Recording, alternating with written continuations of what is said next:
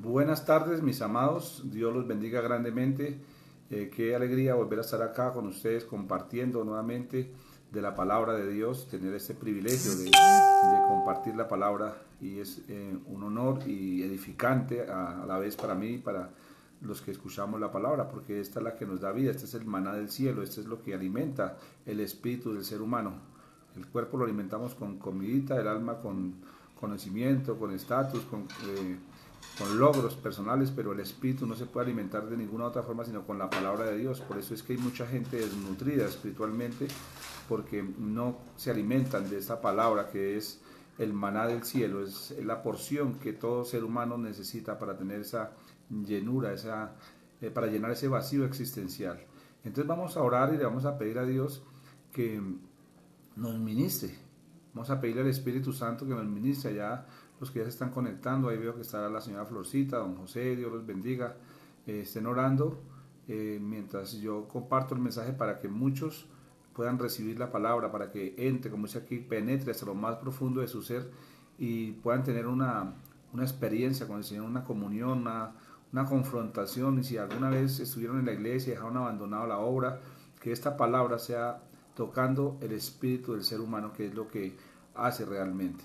Entonces Dios bendiga, vamos a orar, vamos a pedirle al Espíritu Santo que tome el control, vamos a darle la gloria y la honra al Señor. Padre bendito, te doy gracias porque estamos aquí, Señor, nuevamente, Señor, compartiendo de un mensaje, de una palabra que es tremenda, Señor Dios mío. Gracias por todo lo que tú nos regalas, Señor, porque toda tu palabra, dice un salmo, es la suma de la verdad. Toda la palabra de Dios, desde Génesis hasta Apocalipsis, Señor, aprendemos siempre algo y nunca terminaríamos de entender y aprender la palabra de Dios, sino por lo que por misericordia tú nos revelas, Señor. Hoy te pido, Dios, por este devocional, Señor, que seas tú ministrándonos, Señor, cada persona que escuche en este momento en directo o después, Señor, estos devocionales, Señor, que sean edificados en el Espíritu, Señor, que solamente quede en su corazón, en su mente la palabra que viene de ti y todo lo que salga de mí se borre, Señor. Yo te pido, Espíritu Santo, que seas tú hablándonos, Señor, a todos nosotros, Señor, por medio de este mensaje. Estamos, Señor, estudiando esta palabra que tú le dictaste, Señor, en el Espíritu a tu apóstol Juan, allá en Pérgamos, en la isla de Patmos, Señor Dios mío, y nos lo dejaste a nosotros como revelación, que es el Apocalipsis, Señor. Ese mensaje que tú mandaste a las 7 iglesias, que son vigentes hasta el día que tú la levantes de la tierra, esta palabra tendrá vigencia y autoridad sobre nosotros y sobre la tierra y sobre el mundo, Señor. Gracias, Dios, por este momento. Te doy la gloria, te doy la honra y te pido, Espíritu Santo, que tomes el control. Levantamos altar para ti, Señor. Levantamos en este momento una oración y pedimos permiso para que el Espíritu Santo nos ministre. Tú no eres el invitado, Señor. Nosotros somos los invitados. Tú eres el huésped. Tú eres el que nos diriges, Espíritu Santo, para la gloria de Dios. Amén y amén. Mis hermanos, Dios los bendiga. Gracias a todos los que están ahí ya conectados, a Nelicita, a Laurita, bueno, Lucho, todos los que estamos ahí. Vamos a pedirle al Señor que nos bendiga y nos ministre. Vamos a seguir con el tema que Dios puso en nuestro corazón, ¿verdad? Estamos estudiando las 7 iglesias. Pues lástima que no podamos hacer un estudio más profundo, porque la idea es hacer un estudio como un devocional y que sea el Espíritu Santo incomodándonos, pero cada uno de ustedes pueden estudiar. En la casa hoy en día tenemos muchos medios para poder aprender, buscar comentarios bíblicos allá en internet que se pueden bajar, el de Matthew Henry, el de Justo González. Hay muchísimos comentarios muy buenos que usted puede tener para tenerlo como base de estudio. Hoy en día no hay disculpa o no hay excusa para no estudiar, para no conocer de la palabra. Hay mucho tema y si nosotros nos encomendamos al Espíritu Santo y le decimos que nos ministre, que nos hable, que nos entregue eso que está ahí revelado, eso oculto, Él lo hace porque Él dice en su palabra que todo el que me busca me halla.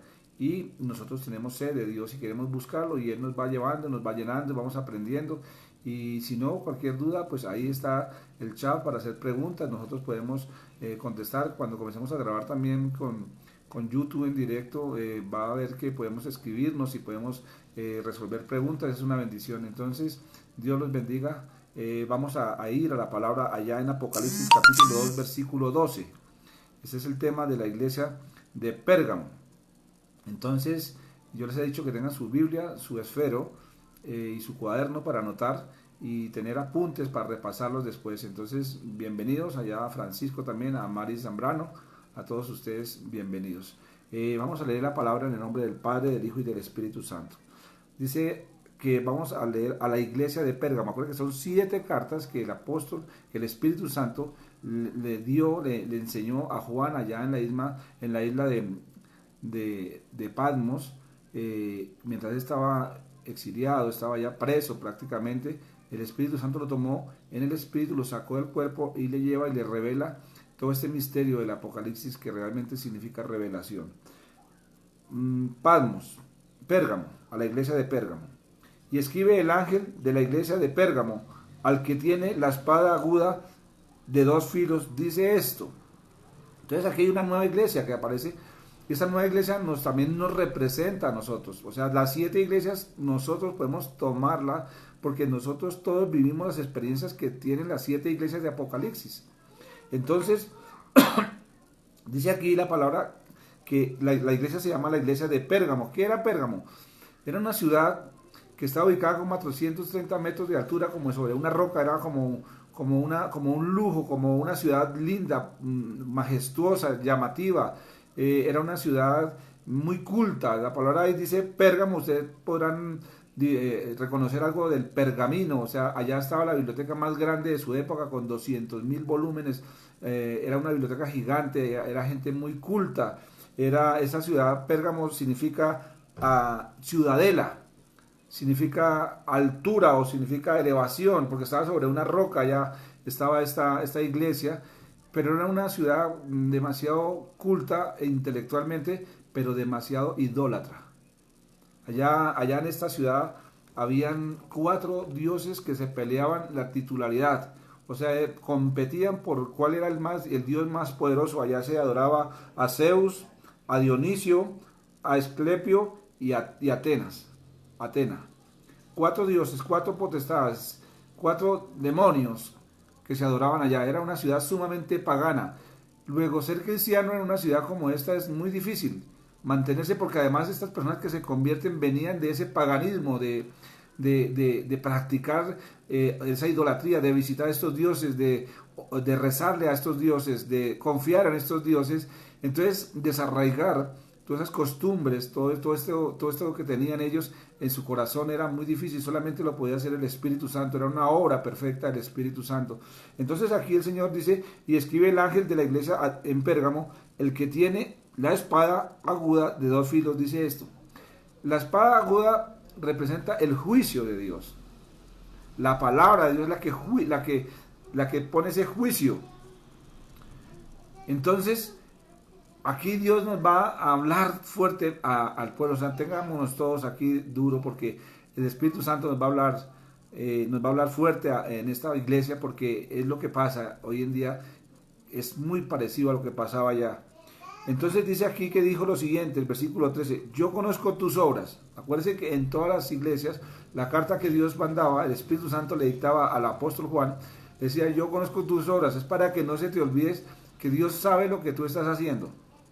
O sea, tú te puedes apartar de todo el mundo, que nadie te descubra, que nadie te vea, pero hay alguien que te ve. El Señor te está viendo. El Señor sabe lo que estás haciendo, lo que estás pensando, y al fin y al cabo yo le rindo cuentas a Dios, no a los hombres. El juicio al final será con el Señor. Usted puede tener una relación con una persona hoy en día y después no, y se olvidará y todas estas cosas, pero con Dios nunca podrás apartarte de Dios, porque Él te creó y Él te va a pedir cuentas algún día. Por eso dice, yo conozco tus obras. ¿Y dónde moras? ¿Dónde moras? ¿Dónde permanece tu mente? ¿Dónde permanecen tus pensamientos? ¿Dónde permanece tu vida? ¿Dónde moras? Si en la presencia de Dios, en la presencia del mundo, en el pecado, no sé, yo no sé eso, pero Dios sí sabe dónde moras. ¿Dónde permaneces? ¿Dónde están tus pensamientos? ¿Dónde está tu corazón? ¿Dónde moras? ¿Dónde está el trono de Satanás? Aquí es directo el Espíritu Santo. Le está diciendo al creyente, yo sé dónde moras y permaneces mucho en el trono de Satanás. O sea, le prenden una vela a Dios y otra al diablo. Son cristianos medias tintas, como dice la película mexicana. Son personas que de verdad son mal testimonio, que no tienen una comunión íntegra con el Señor, que en la iglesia son unos y afuera son otros, que se echan su cigarrillito, su traguito el fin de semana, que se la pasan rumbeando, pero el domingo en la tarde, en la mañana madrugan a la iglesia, que pecan y rezan porque creen que así empatan. A esto se refiere el Señor. Dice ahí, lo vuelvo a repetir, yo conozco tus obras y dónde moras, donde está el trono de Satanás. Dice el versículo 13. Pero, dice aquí, pero retienes mi nombre. O sea, tienen una lucha estos cristianos. O sea, acuérdense que aquí habían 4 dioses paganos fuertes en esta ciudad. Ahora, ellos estaban acostumbrados a adorar a esos dioses, pero un día conocieron al Señor Jesucristo, hicieron una oración de fe y comenzaron a congregarse en esta ciudad de Pérgamo, que no era fácil ser creyente, y entonces les jalaba a los dioses paganos, los jalaba al mundo, pero no podían deshacerse de Dios en su corazón. Ahí lo tenían, aún tenían ese temor de Dios, ese fuego del Espíritu Santo en ellos. Por eso el Señor dice ahí, dice en el 13, pero retienes mi nombre y no has negado mi fe. O sea, son aquellos que dicen, mire, yo soy cristiano, pero a veces uno los ve y dice, pero cristiano ¿de dónde? Pero tienen una guerra, una lucha ahí en su corazón, como usted y yo la hemos tenido, mi hermano. Eso no vengamos a juzgar a nadie, porque usted y yo la hemos tenido muchísimas veces, que a veces nos portamos bien delante de algunas personas, delante de alguna congregación o de una familia, pero a veces cuando no están ellos estamos portándonos mal, estamos actuando mal, somos mal testimonio, pero en el corazón nosotros tenemos a la verdad el Espíritu Santo y nos duele en el corazón no defraudarlo, ¿verdad? Nos duele en el corazón hacerle daño. Y nos duele, no lo negamos, nos duele cuando pecamos, nos duele cuando somos dobles en el sentido espiritual.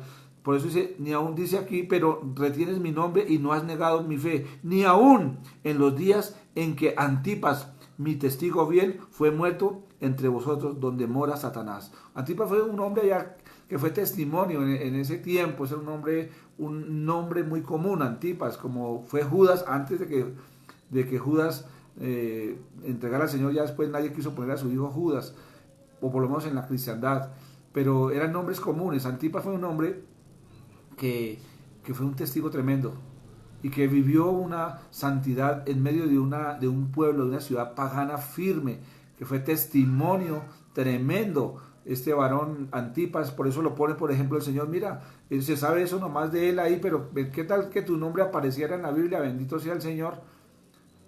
No un tocayo, sino tu nombre, tú.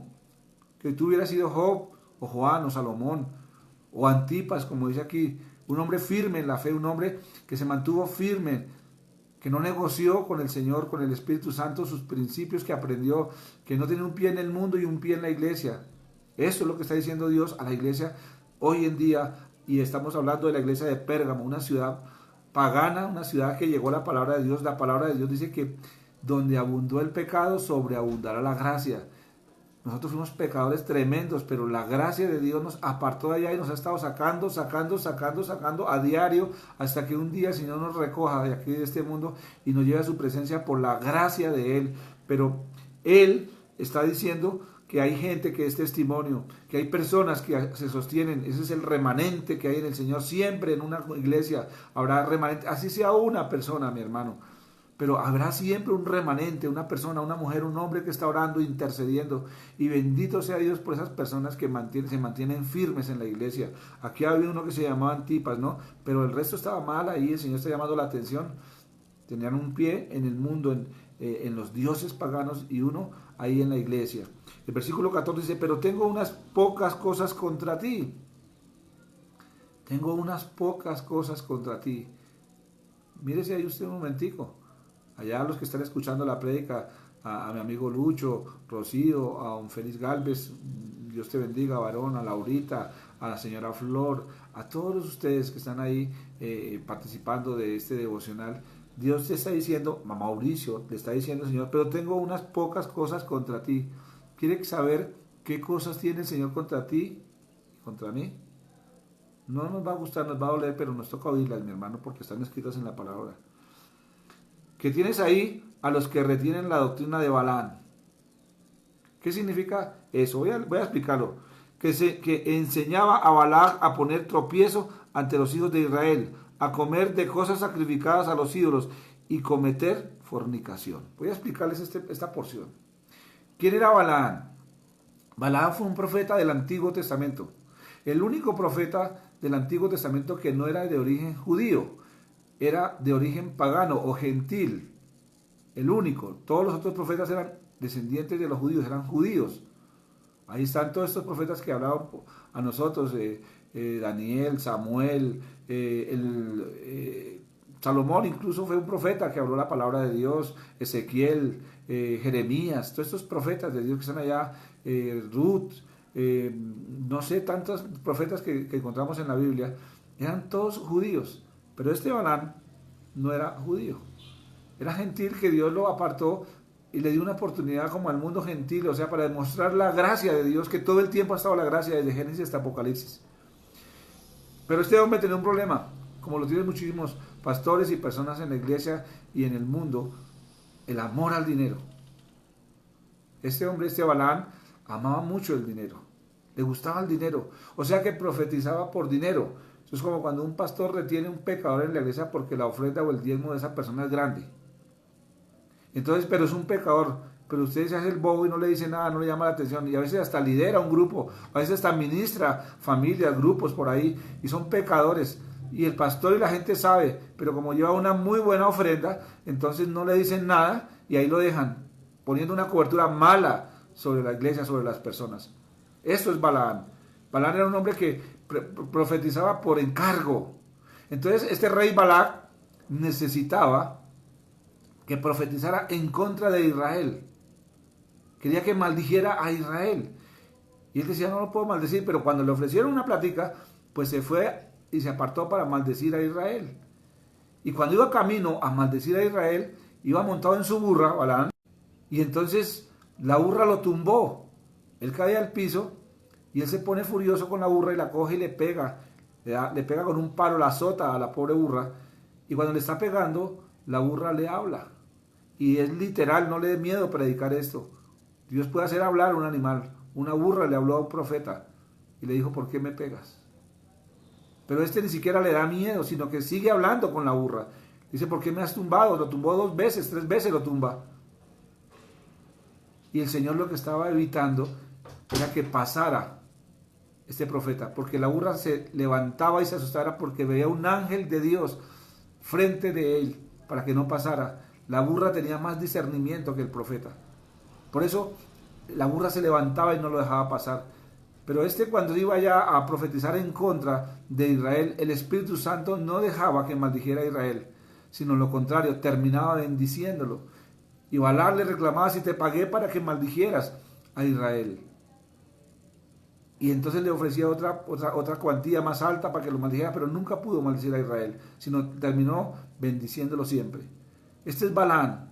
Eso es lo que dice aquí la palabra. Pero tengo unas pocas cosas contra ti, que tienes ahí a los que retienen la doctrina de Balaam, aquellos que sirven por dinero, que son pastores asalariados, que predican porque les pagan, que los tienen en una nómina, que están pendientes del sueldo y no de la palabra de Dios.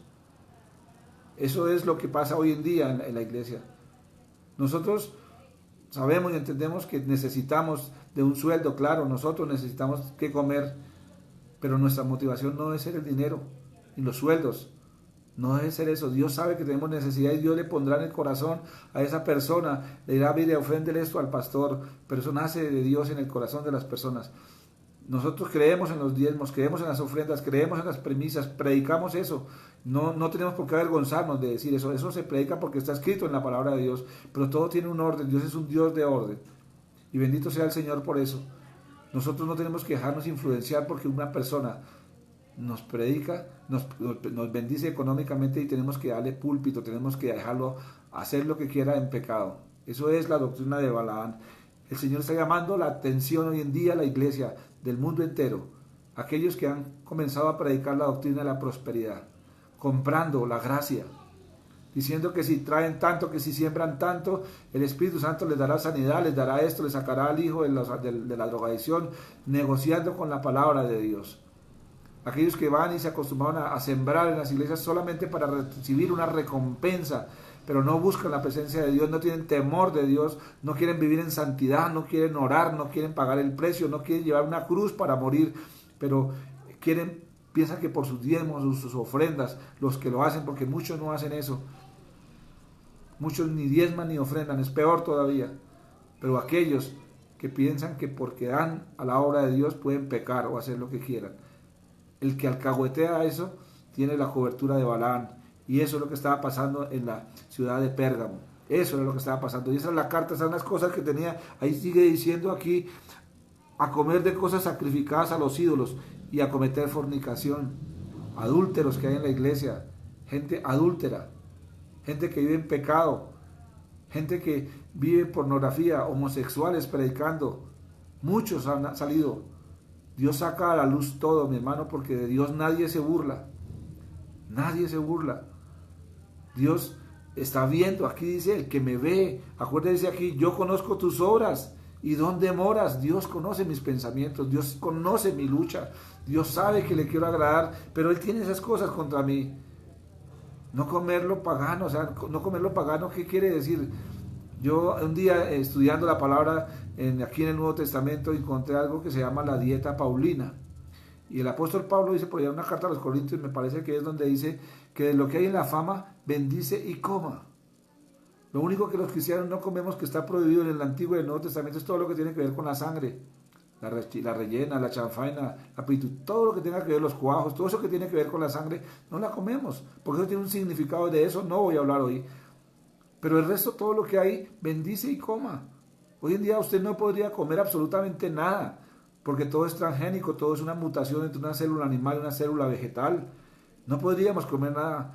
Lo que tú tengas ahí, bendícelo, bendice la comida que tienes, la carne que tienes, el pescado que tienes, la verdura que tienes, el grano que tienes, bendícelo. Bendícelo y coma, denle gracias a Dios, que si no tiene nutrientes que me nutra, pero comemos sin orar. Mucha gente le da pena orar en un restaurante, que lo vean que es cristiano, que qué dirán.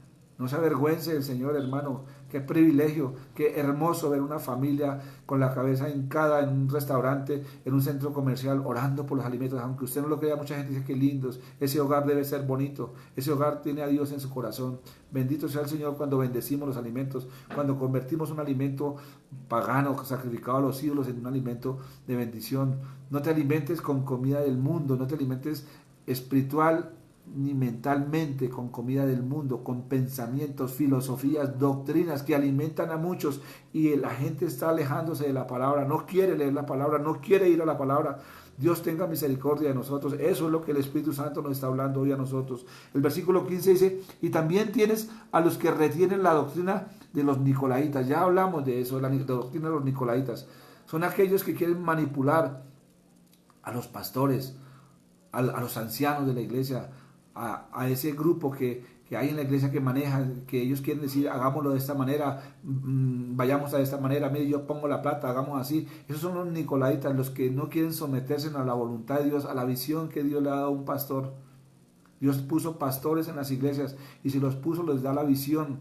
Si usted no tiene la visión, tiene que meterse con el Señor para que el Señor le muestre por dónde es. Pero tenemos que tener claro para dónde vamos, qué es lo que tenemos que predicar a tiempo y a destiempo. Los nicolaitas son aquellos que no quieren dejar gobernar al Espíritu Santo por medio de un pastor, de una pastora, de unos líderes, de unas columnas. Dios respalda su autoridad, Dios nos delegó autoridad, Dios Jesucristo nos dejó aquí con autoridad. Así como me mandó el Padre, así los mando a ustedes, dice el Señor. Nosotros tenemos autoridad, no nos dé miedo, tengamos carácter, mantengámonos firmes. Si se van, Dios los bendiga. Nosotros predicamos, Dios no nos va a pedir cuentas de iglesias gigantes, si nos las da, bendito sea el Señor, pero qué responsabilidad tan gigante, ¿yo? Pero no podemos dejarnos manipular. Un día voy a contar un testimonio, me gusta contar estos testimonios, porque edifican a muchos. Llegué de un viaje de República Dominicana, que duré la primera vez que fui allá, y llegué a la iglesia un martes a Bogotá. El miércoles tenía yo que predicar. Ese miércoles la iglesia se llenó, porque el pastor había llegado de un viaje, hacía tiempos que no estaba. Entonces ellos seguramente, por amor a mí, equivocados, porque tienen que buscar al Señor, no al pastor. Decía mi pastor Darío Silva nos hacía repetir esta frase: repitan conmigo: el Señor es mi pastor no es mi Señor, yo no soy su Señor, su pastor es Jesucristo, su Señor es Jesucristo. Yo soy un pastor humano aquí, humilde, llevando el mensaje. Y estaban allá todos escuchando la palabra, yo contento de ver la iglesia llena. Y me sentí orgulloso y el Señor vio mi orgullo humano, carnal. Y me dijo, ¿quieres una iglesia grande? Te la voy a dar, pero me entregas cuentas de cada uno de ellos. Aquí hay gente escuchando que estuvo allá cuando yo dije esto. Y yo me asusté, me quebranté en el altar y dijo, te voy a mostrar cuántos de esos que tienes ahí no son cristianos. Y comenzó a mostrarme qué personas no eran cristianos. Y me dijo el Espíritu Santo, y habla con ellos, porque están perdidos. ¿Quieres llenar tu iglesia? Encárgate primero los de adentro, porque se están perdiendo adentro. Porque muchos están engañados que porque van a la iglesia y piensan que son cristianos y son del Señor, y no lo son. Y qué tarea tan tremenda que me deja el Señor, me dio temor tan grande, y comencé a llamarlos. Mire, hubo gente que se fue de la iglesia, me botaron la puerta por la casa cuando les dije, Dios me dijo que usted no es cristiano, Dios me dijo que usted no ha nacido de nuevo. Hubo gente que se fue de la iglesia, y Dios sabe que no estoy mintiendo. Hubo gente que se puso furiosa conmigo, pero después volvieron algunos, se convirtieron, algunos se arrepintieron, otros nunca volvieron. Ese es el problema, que nosotros a veces nos preocupamos por llenar o tener una iglesia gigante por orgullo. Ese es el saludo de muchos pastores. ¿Cómo le ha ido, pastor? Bien, en Victoria. ¿Cuántos tiene? ¿Para qué preguntan eso, mi hermano?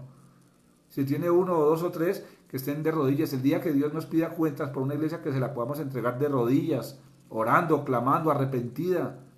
Eso es lo que tenemos que hacer. No podemos caer en la trampa que cayó la iglesia de Pérgamo. Dejar que los nicolaitas manosearan la autoridad del pastor. Y sigue diciendo, por tanto, arrepiéntete, pues si no, vendré a ti pronto y pelearé contra ellos con la espada de mi boca. Juicio es lo que Dios está hablando. Juicio, mi hermano. Lo que está pasando en estos días es juicio de Dios, mi hermano, porque no hemos cambiado. La iglesia también está siendo azotada.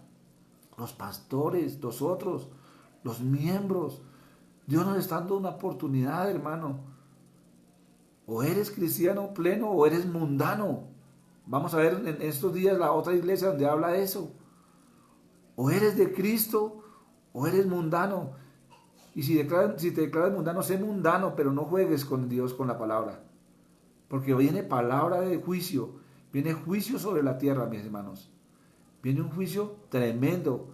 Y usted no puede tapar el sol con un dedo, hermano. Esto que está pasando es Dios advirtiéndonos, dándonos una oportunidad de iglesia. Dios va a hacer un avivamiento y ese avivamiento no nace por nosotros, nace por la palabra de Dios, por el cumplimiento, por la gracia de Dios. Pero usted tiene que cambiar, tiene que hacer un pare y recapacitar y examinarse y decir, Señor, yo he sido muy mediocre, he tenido dioses paganos, he puesto un pie en el mundo y un pie en tu obra, Señor, en tu gracia, perdóname, Señor, Dios mío, arrepentámonos de todo corazón, porque Dios va a traer juicio a esta tierra. Y el juicio es fuerte, y comenzó el juicio, mis hermanos, las plagas que mandó el Señor para Egipto, al faraón, que era un dios, van a volver, mis hermanos, y van a azotar al mundo, y el que no esté anclado, hermano, se va a perder. Dios nos está hablando, hermano. Si tienes algún problema, no lo tienes conmigo, lo tienes con el Señor. Estoy leyendo la palabra. Versículo 17. El que tiene oído, oiga lo que el Espíritu dice a las iglesias. Al que venciere, daré a comer del maná escondido y le daré una piedrecita blanca. Y en la piedrecita escrito está un nombre nuevo, el cual ninguno conoce, sino aquel que lo recibe. Aquí habla de dos cosas que nosotros ya conocemos, o por lo menos una que es muy común, el maná. El maná escondido, el maná que no todos comieron. Solo una nación tuvo privilegio de comer 40 años en el desierto maná.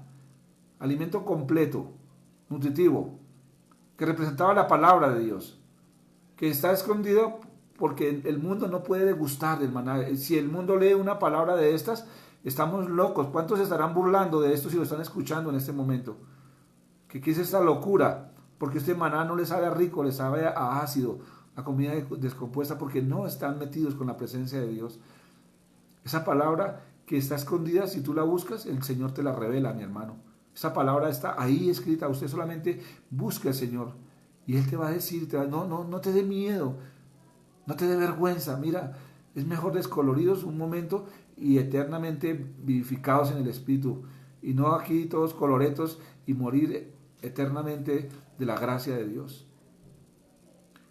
Tu nombre está escrito, tu nombre no sabemos cuál es tu nombre, yo no sé cuál es mi nombre, yo tengo este que me pusieron. Mi papá era enamorado de una canción mexicana que se llamaba Mauricio Rosales y me puso a mí Mauricio por esa canción y me saludaba cuando mi padre estaba cuerdo, estaba alentadito, me saludaba. ¿Qué hubo Rosales? Siempre me saludaba Rosales. Hasta que un día escuché esa canción y miré y la oí, la analicé, yo ya era creyente, ya tenía el Espíritu Santo y me puse a escuchar esa canción de Mauricio Rosales y dije que atadura tan terrible la que yo tenía ahí metida en mi corazón. Eso yo fui durante mi vida, lo que dice esa canción yo lo hice, porque hay ataduras en los nombres. Dios a todos los hombres les cambió el nombre. Abraham era Abraham y lo puso Abraham. A Jacob, Israel. A Saulo, Paulo. A Simón, Pedro. A todos les cambia el nombre. A uno les adelantó el nombre, ya lo saben cuál es. Otros no lo sabemos. Una piedrecita guardada, porque tú tienes un nombre especial. Tu nombre en el libro de la vida está registrado, mi hermano. Y cuando tú seas levantado, tú vas a saber cuál es tu nombre, tu nueva identidad. ¿Qué quiere decir el Señor? Que Dios nos va a cambiar nuestra identidad, nuestro carácter. En Cristo, usted se va a mantener firme. Dios es poderosamente fiel, hermanos. Esta es la palabra que Dios nos ha dado en esta mañana, en esta noche, esta tarde, para compartirles a ustedes, hermanos. Mantengámonos firmes. Mire, Dios está sacudiendo a la iglesia. Y Dios va a dejar, está tamizando. Van a quedar los que son y los que no son. Dios tenga misericordia. Vamos a orar, le vamos a dar gracias a Dios. Gracias allá a Sofío Moreno, a Francenid, a Rocío Júquez, a Natalia Santana, a Nelicita, a Doña Flor, a todos ustedes que están ahí conectados. Dios los bendiga de verdad, porque sé que están orando mientras nosotros predicamos. No es fácil predicar estos temas. Bendito Dios que yo estoy en ayuno para que Dios me regale esa palabra y yo quiero estar ahí buscando su presencia. Nosotros no podemos mandar un mensaje suave, mis hermanos. Ustedes saben que no podemos mandar un mensaje suave en estos momentos. Entonces oremos, estén orando por mí, por mi esposa, por el ministerio de Filadelfia, plantaré en el desierto. Porque Dios va a zarandear la iglesia, mis hermanos. Para que el remanente quede firme. Y los que quedan son los que van a participar en este último periodo, en la última semana de Daniel, en el último periodo, donde va a venir el avivamiento más fuerte. Y este avivamiento va a ser el regalo más maravilloso que Dios nos va a dar, mis hermanos. Por eso les digo, manténganse firmes, dejen toda mediocridad espiritual. O son o no son. Este es el mensaje de la iglesia de Pérgamo. Bendito Padre, te doy gracias, Dios. Gracias por la palabra que tú nos has dado en esta tarde, Señor, Dios mío. Yo bendigo, Señor, cada persona que ha escuchado el mensaje y que lo escuchará, Señor. Te doy la gloria, te doy la honra, Señor. Perdónanos por no ser firmes contigo, Señor, por ser mediocres contigo, Señor. Perdónanos, Padre. Necesitamos morir, Señor. Necesitamos morir para que tú crezcas. Necesitamos menguar, Padre. Te doy gracias por mis hermanos, por la familia cristiana del mundo entero, Señor. Ayúdanos, Dios, a sostenernos hasta el final, Padre amado, Señor. No permitas que nos apartemos de esta tu palabra, de tu presencia, de la oración, Señor. Dios, te doy gracias, Señor. Gracias, Espíritu Santo de Dios. En el nombre de Cristo Jesús, Señor. Gracias, Espíritu Santo. Te entregamos este altar, toda gloria y toda honra en Cristo Jesús. Amén y amén. Mis hermanos, Dios los bendiga. Mire, siento en mi corazón decirles esto. Nosotros estamos orando a las 4 de la mañana por Zoom. Nosotros bajamos la aplicación de Zoom. Si usted quiere participar, no es sino que me escriba ahí a Facebook Live y usted tiene que tener la aplicación instalada en su equipo y nosotros por la mañana les mandamos una invitación para que ustedes participen de la oración de las 4 de la mañana. Es una intercesión poderosa. Miren lo que Dios nos está regalando, pero la gente no quiere madrugar. La gente vive durmiendo en estos tiempos. No son tiempos de dormir, mis hermanos.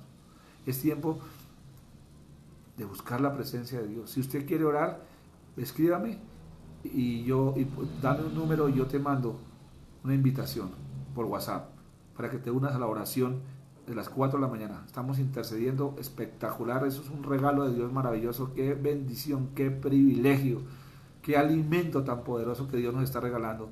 Los bendigo grandemente, mis hermanos. Dios los guarde y manténganse firmes y oren por nosotros para mantenernos firmes aquí dando la palabra a tiempo y a destiempo como Dios la saca calientica del horno. En el nombre de Cristo Jesús. Amén y amén. Bendiciones.